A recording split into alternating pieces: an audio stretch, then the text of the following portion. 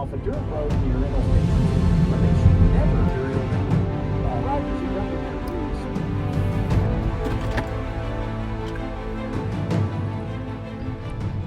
these. Happy Thursday, everybody, and welcome back to the channel. It is July the 11th. July 11th today. All right, so you know what? I'm going to start out with kind of some good news, I guess. You know, the other day I mentioned that one of my favorite collapsible water bottles I was going to have to replace, and they're a little bit on the pricey side. You know, they're not cheap. I don't recall exactly how much they cost, but I do remember you know, mentioning the other day that they are a little bit expensive, but to me it's worth it. And of course I'm talking about the Nathan. I've got just a standard bottle of water for after I get done working out that I like to bring down here as well. But when I'm running, you know, I like to have a collapsible water bottle, and this is a handheld. But so the reason I stopped using it and went to a different one is because the bite valve was leaking on it. And you know, when I was trying to hang on to it and run, even for the quarter mile around a track that I was hanging on to it, and I'd toss it back up by the fence, that kind of thing, but water kept like splashing on me and, you know, dripping and leaking, and you know, it's kind of a mess. I didn't care for that too much. So today when I was getting ready, I grabbed a older or a different collapsible water bottle that I have that's not quite as nice as this one. And I thought, well, maybe I could just switch out the tops, but the top sizes, you know, for the neck of the bottle, I guess, they weren't the same. So I couldn't just do that. But what I did discover that I could do, and this is a hack that might, or a trick that might save you guys some money if you have a favorite water bottle like this, is I was able to replace the valve itself, the bite valve itself. It just pops off, and it seems to be a standard size. So if you have a favorite hydration vest or water bottle, collapsible water bottle like this one, and you know, it's leaking and so you're not using it, try to see if you can't just replace the valve. Now I've got tons of collapsible water bottles, so it was easy for me to find one in my cupboard, so I fixed this one for free. So really happy about that. But then I was curious, like, what if you didn't have, you know, an extra one around like I do? Can you buy the replacement valves? And sure enough, you can. They're about you can get 4 of them for about 10 bucks on Amazon.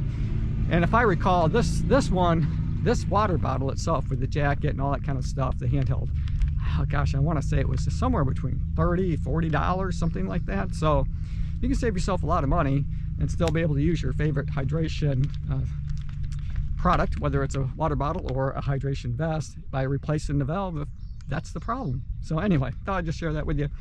Oh, and then before I get into this workout today, and I'm going to attempt to do a little bit of speed work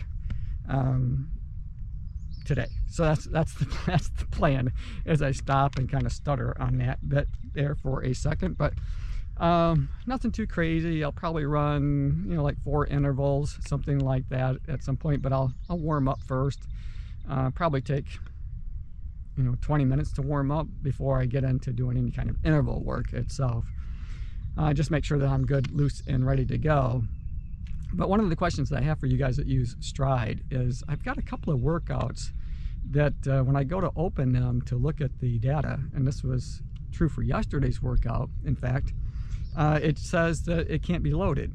Check your internet connection, something like that. Well, I know my internet connection is fine, so I don't know what's going on with that. I'm not really sure. Maybe the Stride pods didn't connect with my Garmin and just loaded my Garmin information at the time of the workout. I'm not really sure what happened there. Has that ever happened to you guys, where your workout shows up on Stride but you can't actually open it to view any kind of the analysis? So still learning. This is the pains of trying something new. But you know, a week, 2 weeks, 6 months, a year from now, you know, I'll be a Stride expert. maybe at least I'll have a better handle on it. So all right, enough about all that. I'm going to get into this workout, and we'll see how it goes. All right, let's do this thing.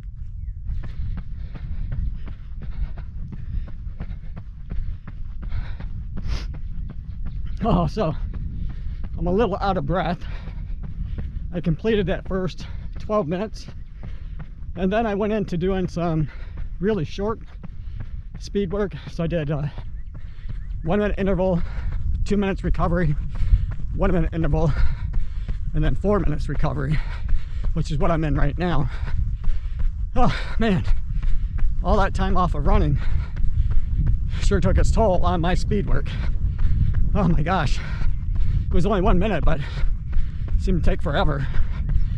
And now I'm gonna up the ante a little, but I'm not gonna go crazy because Rome wasn't built in a day. But I do need to do a little bit of speed work for sure. So what I'm gonna do is try to go about 2 minutes 40 seconds with 2 minutes recovery between, and then I'll repeat that cycle 4 times, and then I'll cool down and finish this workout out.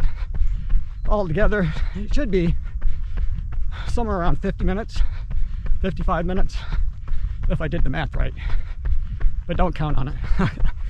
Oh, okay, I need to get the rest of this recovery in and then get on with my interval session because I sure need it.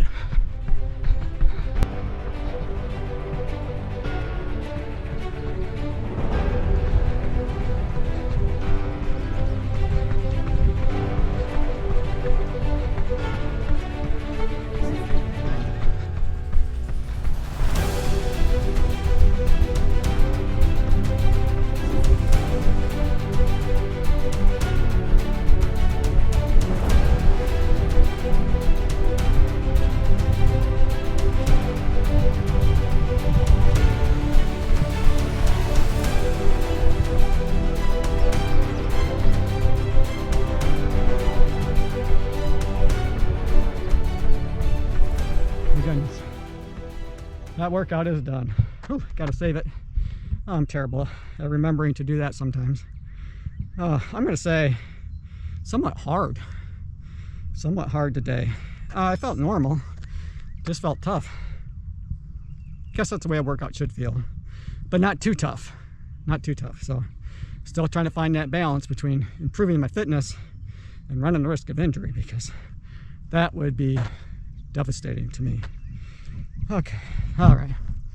Looks like I went about 6 miles on the nose, something like that. 52 minutes. Don't have any idea what my average pace was, and frankly, I don't really care. Felt good out here to do a little bit of speed work though. And I was picking up the pace in the R1s. I don't know what that pace was, but you know, they did a good job. You know, they're lightweight. And well, you know what? I'm gonna save it for a review. I'll save it for a review. You guys have to check it out. But I will say, just kind of a spoiler alert, that these shoes have definitely earned a spot in my rotation. Daily miles, you know, I don't know, maybe a long run or two here or there. Even, you know, they're ultra marathon shoes, they're made for that, but that's not the reason that I wouldn't pick them up. The reason I might not pick them up on a long run is because I like to run in the shoes I tend to run the marathon in on my long runs, so I can get used to them. That's just kind of how I am. But I might not do that for a little while. Maybe 6-8 weeks out, I'll start that process. All right, so the sweat is definitely stinging me in my eyes, so I'm gonna let you go. I got to get home, take a shower, all that kind of good stuff. So with that, hope you guys have a great day today. Thanks for making it to the end of the video. I hope you enjoyed it. I enjoyed making it for you. As always, run tall, run strong, be kind to one another. Thanks for watching, and I'll see you in the next one.